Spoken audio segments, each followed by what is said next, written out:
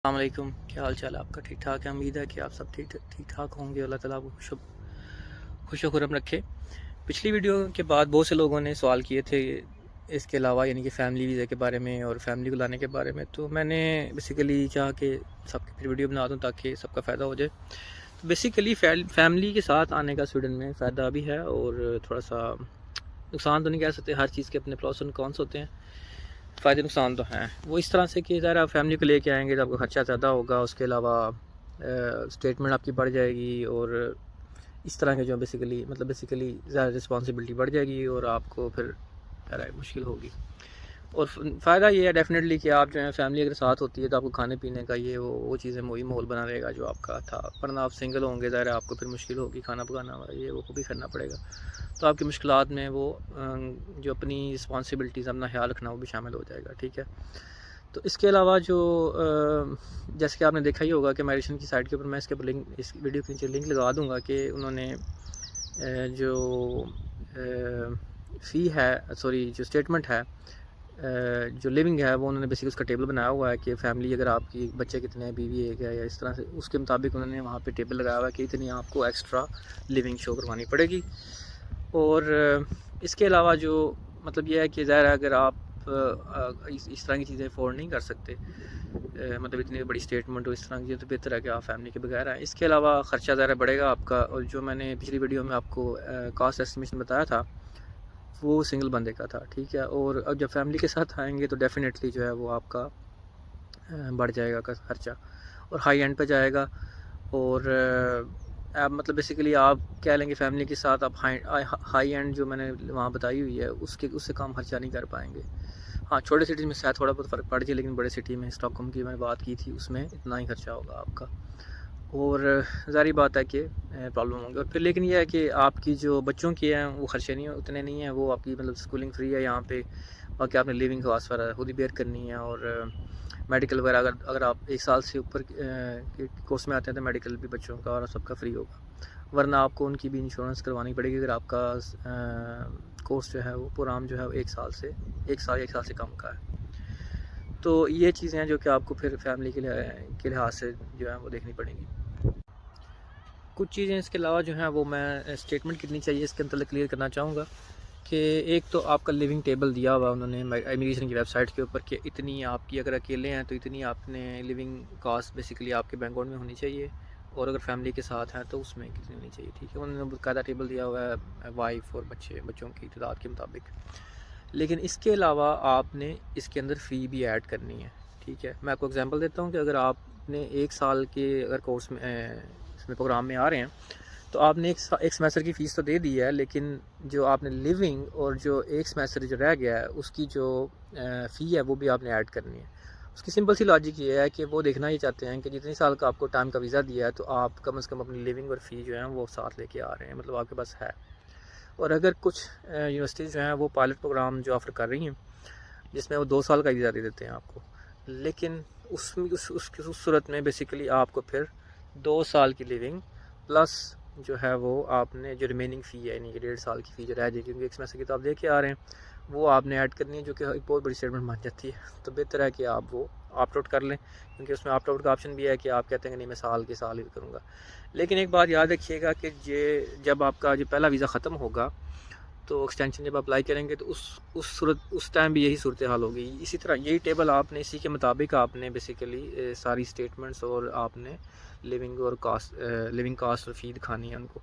और उस टाइम वो बेसिकली आपकी बैंक स्टेटमेंट स्वीडन से देखना चाहेंगे, क्योंकि आप जो पहले पैसे जो आपने दिखाए थे वो आप ज़रा लेके आए होंगे उनके मुताबिक, और आपने ज़रा खर्च किए होंगे, और आपके पास बेसिकली रिकॉर्ड है कि आपने लिविंग की है या फ़ीस सारा कुछ पे किया। ज़रा फ़ी पे करेंगे तो वो तो आप वीज़ा तो तभी आके मिलेगा, लेकिन वो ये देखना चाहेंगे कि आपने वो डेफ़िनेटली आपकी ट्रांजैक्शन हो रही हैं। अगर मतलब सडनली पैसे आ जाते हैं आपके बैंक अकाउंट में और वो नहीं मानते, अब पहले वो मान जाते थे कि जी लड़के क्या करते थे कि मुझसे थोड़े से पैसे लिए, किसी से लिए, इस तरह करके बैंक में वो इकट्ठे पैसे कर लिए और एक स्टेटमेंट निकाल के दिखा दी और वो बाद में पैसे निकाल दिए।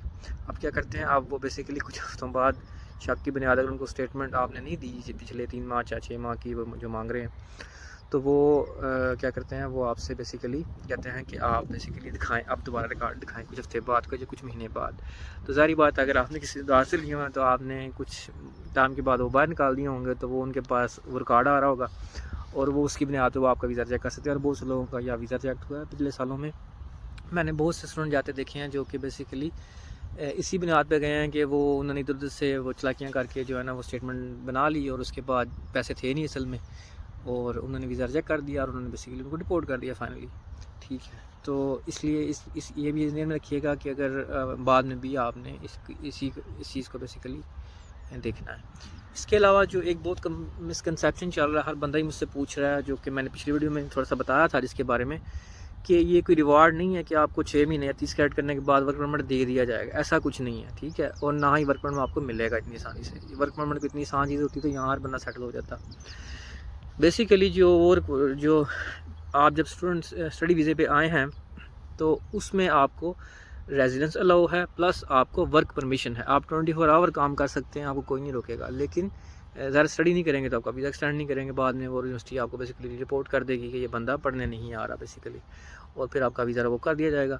तो इन शॉर्ट ये है कि वो शर्त ये है कि फ़र्ज़ करें, मैंने पहले भी एग्जांपल दी थी कि आपको पहले दिन आते ही एक जॉब मिल गई जिसमें आपको कंपनी वर्क परमिट ऑफ़र कर रही है, लेकिन जब आप वर्क परमिट अप्लाई करेंगे तो वो आपका वीज़ा रिजेक्ट कर देंगे, क्योंकि उसकी शर्त ये है कि अगर आप स्टूडेंट आए थे तो आपने 30 क्रेडिट्स किए होने चाहिए आपको, क्योंकि वो ये देखना चाहते हैं कि आप स्टूडेंट की इंटेंशन से आए थे तो आपने अगर स्टडी भी की होनी चाहिए। तो आपको उन्होंने काम के लिए तो नहीं बुलाया या वर्क परमिट ढूंढने के लिए नहीं बुला रहे आपको। ठीक है, तो उनकी टेंशन, मतलब इमिग्रेशन की इंटेंशन भी आपको समझने की ज़रूरत है कि वो चाहते हैं कि आप ये देखें कि आप ये साबित करें कि आप वाकई स्टूडेंट हैं। ठीक है, काम मिल गया वो बात की बात है कि ठीक है काम मिल गया आपको, आपने वर्क परमिट ले लिया, लेकिन वो वर्क परमिट अप्लाई करवाने के लिए आपको कहेंगे कि जी आपने 30 क्रेडिट की होनी चाहिए, जिससे आपकी इंटेंशन शो होगी कि आप वाकई स्टूडेंट हैं। ये अलग बात है कि वर्क परमिट मिलने के बाद आपकी स्टडी वैसे ही फ्री हो जाएगी, क्योंकि आप टैक्स पेयर हो जाएंगे। और इसके अलावा अगर आप स्टडी छोड़ भी देते हैं तो कोई इतनी बड़ी प्रॉब्लम नहीं है। हाँ, साथ साथ बेसिकली आप अगर जारी रखते हैं थोड़ा बहुत तो उसमें भी कोई मज़ाक़ा नहीं है। तो आप बेसिकली फिर बाद में फ्लेक्सिबिलिटी आपके पास आ जाएगी। इसके अलावा बहुत से लोग जो है ना वो ये सवाल पूछ रहे होते हैं कि भाई ये बता दें कि हमारे जो हैं वो कितने चांसेस हैं सेटल होने के, और इस तरह के सवाल जो हैं, और एडमिशन होने के चांसेस कितने हैं। ठीक है, अब मसला ये है कि इसका जवाब तो खुदा के अलावा कोई नहीं दे सकता, अल्लाह ताला के सिवा कोई नहीं दे सकता, क्योंकि ये तो आप एडमिशन, जब आप, मुझे क्या पता आपकी क्या क्वालिफ़िकेशन है और आपने मतलब क्या किया हुआ है। ठीक है, तो अगर आप बेसिकली ये जानना चाहते हैं तो रिक्वायरमेंट्स लिखी हुई हैं, मैंने कई दफ़ा रिपीट भी की हैं कि जो आइट्स जो एग्ज़ाम्ट है, अगर आपने ऑनर्स किया हो या मास्टर किया हो पाकिस्तान से, जिसको मास्टर भी काउंट किया जाता है पाकिस्तान में, अब्रॉड में जो है वो 18 इयर्स एजुकेशन जो है उसको बेसिकली मास्टर कंसिडर किया जाता है, 16 को नहीं। तो पाकिस्तान में जो कंसेप्ट है कि हमने मास्टर किया हो वो basically bachelor world wide consider होता है। तो इन शॉर्ट ये कि अगर आपने पाकिस्तानी मास्टर या ऑनर्स में बैचलर्स किया हुआ है, BS ऑनर्स किया हुआ है किसी भी चीज़ में, तो उनकी एग्ज़ाम की शर्त ये है कि आपने जो भी प्रोग्राम किया है वो इंग्लिश में हो। ठीक है, मतलब साइंसेस में हो बेसिकली, मतलब कंप्यूटर साइंसेस में या किसी साइंसेस में, और वो यूनिवर्सिटीज़ भी बेसिकली साइंसेस यूनिवर्सिटीज़ या टेक्नोलॉजी यूनिवर्सिटी में से कोई हो, क्योंकि उसलिए उन्होंने रिकमेंड, तब ये आर्ट्स जो एग्जाम होगा। ये रिकमेंड उन्होंने इसलिए रखी हुई है कि पाकिस्तान में बहुत सी यूनिवर्सिटीज़ हैं जो कि उर्दू में मास्टर्स करवा रही हैं, जैसे कि MA हो गया या दूसरे इस तरह के, या इस्लामिक स्टडीज़ में, तो वो उसके लिए आर्ट्स आपको ज़रूरत पड़ेगी। और वो सिर्फ साइंसेस की जो ऑनर्स की या मास्टर्स की डिग्रीज़ हैं उनके लिए सिर्फ जो है वो आर्ट्स एग्जाम है। ठीक है, और इसके अलावा जो कि सेटलमेंट के क्या चांसेस हैं उसके लिए यार आपको कोई नहीं बता सकता, ये आपकी अपनी किस्मत है। ठीक है, और मैंने बहुत से जो लोगों को देखा है कि उनकी मतलब क्वालिफ़िकेशन या चीज़ें ये नहीं थी लेकिन सेटल हो गए, लेकिन कुछ ऐसे थे जो कि अच्छे थे, स्किल वाइज सारा कुछ था, लेकिन नहीं सेट हो पाए। ठीक है, तो ये कोई नहीं बता सकता। हाँ, मैंने जो बताया था कि अगर आप सही प्लानिंग से आते हैं और आपकी जो स्किल सेट है आपके पास कोई, तो फिर ज़्यादा डेफिनेटली आपके चांसेस ज़्यादा अच्छे हो जाएंगे। उस हवाले से मैं ये कहना चाहूँगा कि मेरा तजुर्बा ये है कि अगर आप 6 महीने की फ़ीस लेके आए हैं तो आपके फेलियर चांसेस जो हैं वो 50% से कम हैं। इससे मतलब 50-50 भी चांस ज़्यादा ही बन जाता है, मतलब बहुत कम हो जाएंगे, क्योंकि आप हैंड टू माउथ हो जाएंगे 6 महीने के बाद, आपको समझ नहीं आएगी अब मैं क्या करूँ। और आपकी अगर IT की फील्ड नहीं है, इवन आईटी के अंदर भी आपको 6 महीने के बाद या साल के बाद ही जॉब मिलनी है, और वर्क परमिट तब भी अप्लाई कर सकते हैं जब आपने एक सेमेस्टर या 30 क्रेडिट्स किए हों, ठीक है। तो अगर आपको आईटी की भी स्किल्स हैं आपकी, तो उसमें भी चांसेस आपके 6 महीने के बाद ही बनेंगे, यानी कि 1 साल की फ़ीस आपके पास होनी चाहिए। और अगर 1 साल की फ़ीस नहीं है आपके पास तो फिर बहुत मुश्किल हो जाएगा और आपको बेसिकली बहुत प्रॉब्लम होगी। तो बेसिकली आप you are basically plan for failure simply, अगर आप कहें दूसरे अल्फाज में। हाँ, अगर आप 1 साल की फ़ीस लेके आए हैं तो आपके चांसेस 60%, 50-60% हो जाएंगे। हाँ, आईटी में हैं तो 70% तक, 80% तक भी हो जाएंगे। लेकिन अगर आप पूरी फ़ीस नहीं, हाँ, इसमें मैं ये पॉइंट क्लिक करना चाहूँगा कि सिर्फ फ़ीस नहीं, फ़ीस प्लस लिविंग दोनों चीज़ें होनी चाहिए आपके पास, क्योंकि दोनों ही काफ़ी मतलब काइंड ऑफ एक्सपेंसिव चीज़ें हैं यहाँ पे, और ख़र्चा काफ़ी होता है। मैंने पहले वीडियो में आपको थोड़ी सी डिटेल बता दी है स्टॉकहोम के बारे में, कितना खर्चा होगा आपका, तो आप वहाँ पे जाके देख सकते हैं।